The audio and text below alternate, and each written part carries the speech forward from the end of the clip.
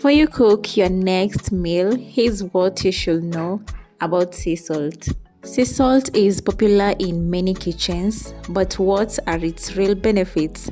Learn how sea salt is used in cooking, its nutritional value, and why moderation is important for good health. But just an important note, too much sea salt is not healthy.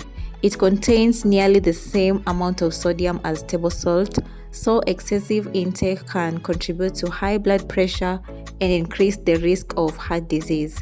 So one of its benefits and maybe uses, it is useful in cooking. It's great for seasoning, marinating, baking, and preserving certain foods.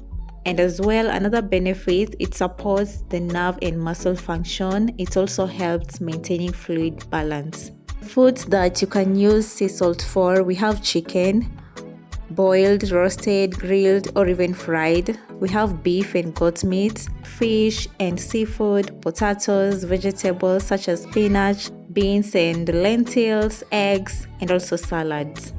And so now you know why sea salt is loved by many. Use it in moderation, enjoy delicious meals, and don't forget to follow for more healthy cooking tips. Thank you for watching. Stay healthy, keep cooking with love, and I'll see you in the next video.